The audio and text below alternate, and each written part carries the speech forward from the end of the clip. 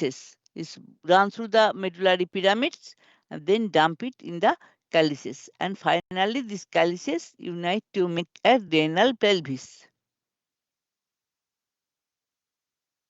So this is again the structure.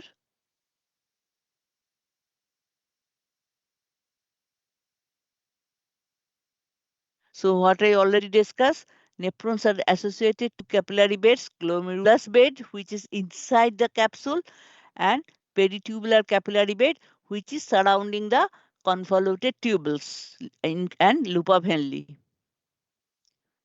What is the function?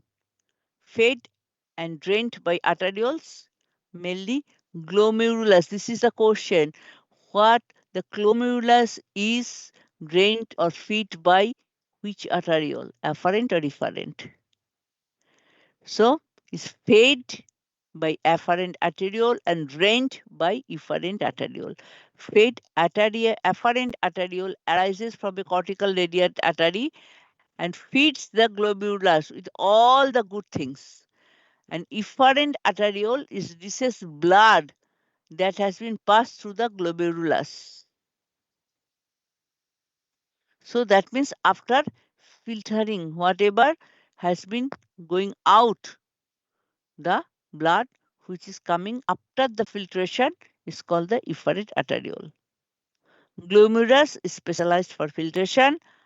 How it filters? High pressure forces liquid and solutes out of the blood and into the glomerular capsule. In the region of the kidney, there is high pressure of blood. So that pressure helps to eliminate out the fluid and solutes from the blood. And then the blood, which is free of excess fluid and solutes, they come through the efferent arteriole to the system.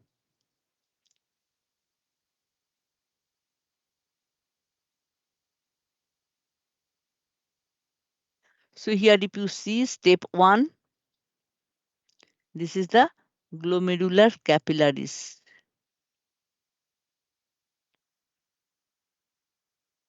Then step 2, what happened is coming from here. This is only for the capillaries. Then is called the peritubular capillary, which is surrounding the proximal convoluted tubule. Then is going to come near the end of the UN, that is the loop of Henle, and then when it's going up again, it's called the distal convoluted tubule.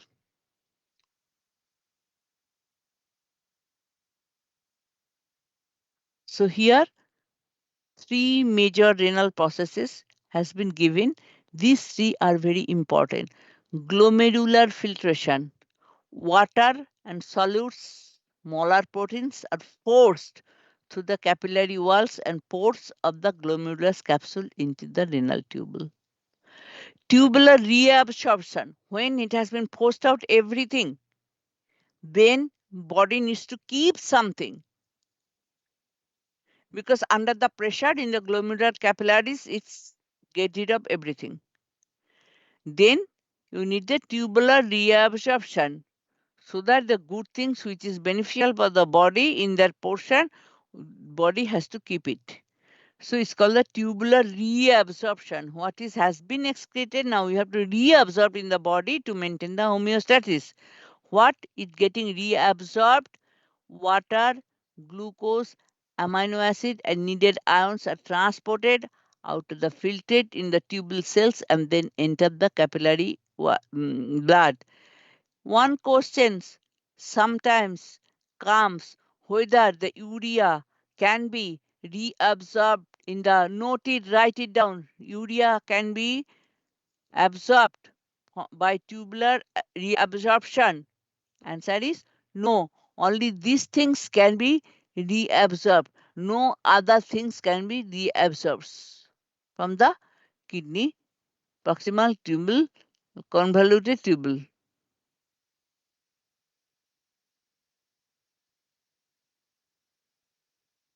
And then is the tubular secretion. What is the secretion? Now we have to balance the ions, hydrogen, acid base balance, hydrogen, potassium, creatinine and drugs are removed from the peritubular blood and secreted by the tubules into the filtrate.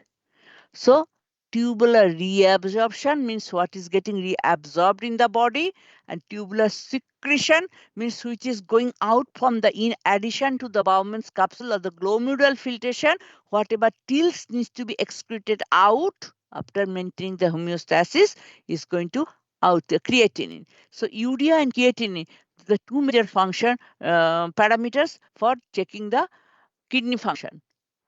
And also the other electrolytes and other things come, they can be altered from the different organ functions also if the heart is not working properly, but that is the indication that the body function is not proper, and then they can do the more specific blood work. But the urea and creatinine is the main marker for the kidney function.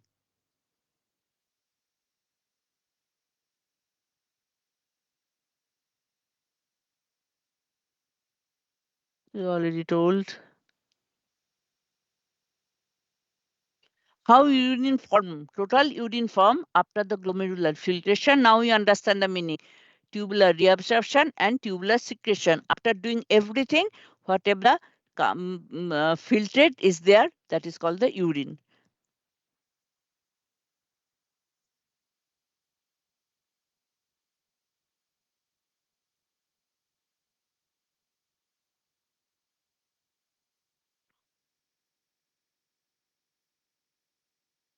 This is the same things. So what is a glomerular filtration? It's non-selective passive process because it's going through under pressure. When it's going through pressure from the capillaries excrete out whatever extra in the blood they feel. Water and solutes smaller than proteins are forced through the capillary walls, which is smaller than the proteins. Okay? So proteins cannot pass, carbohydrate cannot pass. These are the structure, those cannot pass because they cannot be go out from the capillary walls. So water and solutes and smaller than protein can be forced through capillary walls. So proteins and blood cells are normally too large to pass through the filtration membrane. That's why they cannot pass. So proteins is going to be stayed inside. Filtrate is collected in the glomerular capsule and leaves via the renal tubule. That's the proximal tubule, and then is going to loop of Henle and then distal convoluted tubule. All these are called the renal tubule. Proximal convoluted tubule, loop of Henle, and distal convoluted tubule. That is the part of the renal tubule. Tubular reabsorption. What is reabsorption? Again, I described you water, glucose, amino acid, ions. Some reabsorption is passive, most is active. Doesn't have to remember that much. Most reabsorption occurs in the proximal convoluted tubule. So most reabsorption occurs which area? That's I described before with the diagram. Is called the proximal convoluted tubule. Mainly all the reabsorption takes place.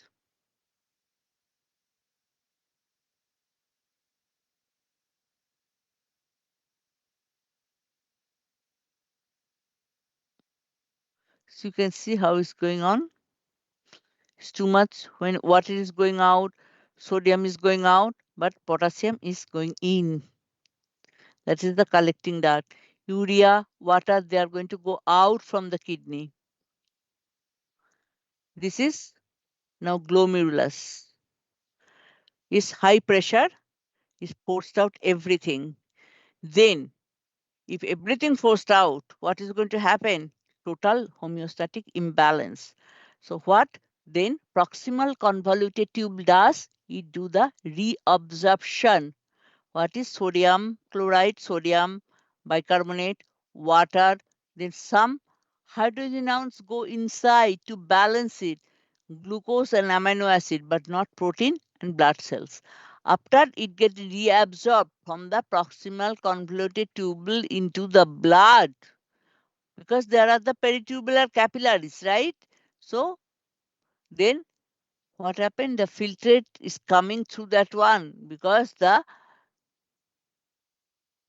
loop of Henle is going to take care of the rest. So in the loop of the Henle, the extension is mainly sodium out like this one and water out. The excess one, whatever didn't able to do in the proximal convoluted tubule, loop of Henle takes care of that. Then what is happened? When the sodium is out from both places, then it start doing convoluted tubule. Sorry, it's called the distal convoluted tubule. So this is the distal convoluted tubule. This is the sodium chloride out, potassium and some drugs are out. So then ultimately in the is coming to the collecting duct. So each part of the kidney, not kidney, the glomerulus is, or the nephron, I should not glomerulus, nephron is acting. And nephron is acting is a family. It has a glomerulus, it's the proximal convoluted tube, it has the loop of Henle, it has the distal convoluted tube, and then the collecting duct.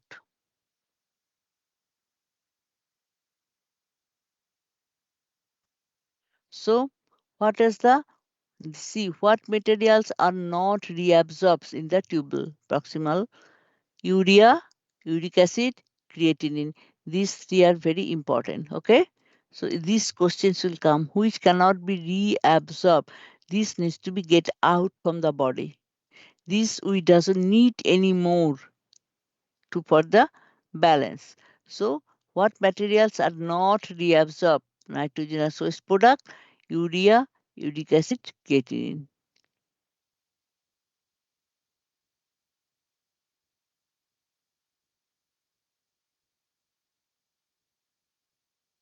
So tubular secretion, reabsorption in reverse is called the secretion.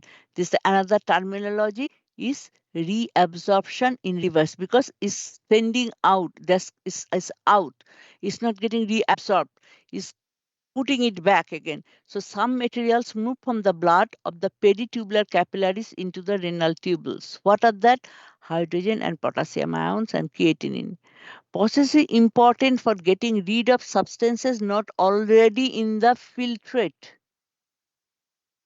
যেগুলো filtrate নেই, যেটা what didn't able to filter in the glomerulus, but till there are some substances there in the urine which is not good for our body or for the homeostasis, that has to get rid of that. So that is called the tubular secretion. That means it's secreting out from the tubule to the outside. So materials left in the renal tubule move forward into the ureter. So whatever in the renal tubule means as the in the from the minor calyx to major calyx to renal pelvis is going to be moved towards the ureter. So again, this is the things. This is called the tubular absorption. This is called the tubular secretion. Same thing is going go out in the blood, but this is the leftover which didn't able to take care here.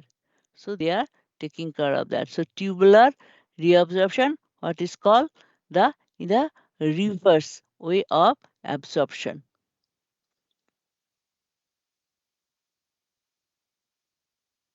Okay, this is also in 24 hours. How much urine we can produce? Normal 1 to 1.8 liters of urine are produced in 24 hours. I think it's more. Do we pee so less? Hmm. Okay. Okay. So in 24 hours, 1 to 1.8 liters of urine are produced. Urine and filtrate are different.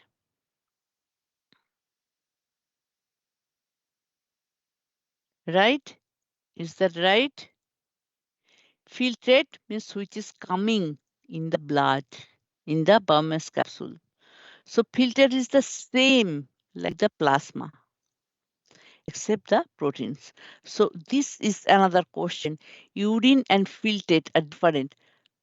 Filtrate contains everything that plasma does except the proteins. But urine is what remains after the filtrate has lost most of its water, nutrients, and necessary ions through reabsorption. Urine contains nitrogenous waste and substances that are not needed.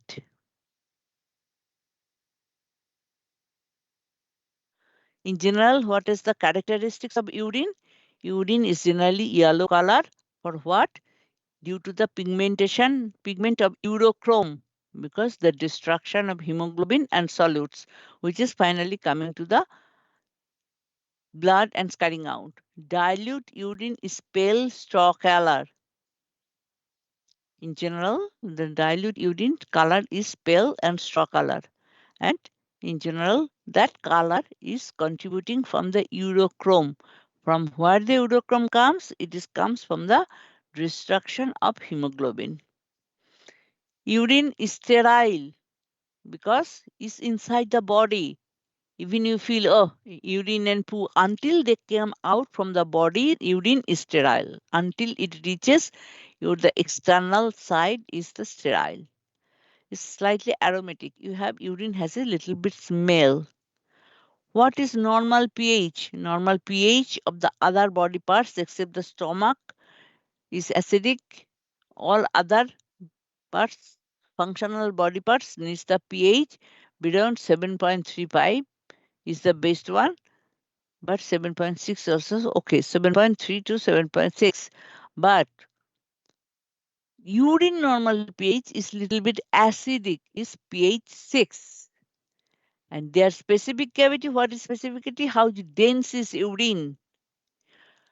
This urine specific cavity is normal is 1.001 to 1.035, and this is calculated to the specific gravity of the water, which is generally always 1.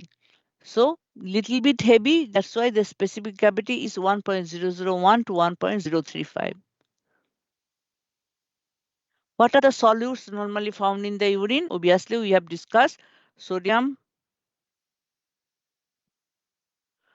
sodium, potassium, urea, uric acid, creatinine, ammonia, bicarbonate ions. These are all the solutes can be found in the urine. Solutes not normally found in the urine. If you find it, that means you have some problem or disease or some health condition. Glucose. Who has the glucose in the urine? Who are diabetes? That means they have so much excessive glucose, it didn't able to break down, that is getting excreted. Urinary glucose means blood glucose is going to be really, really high.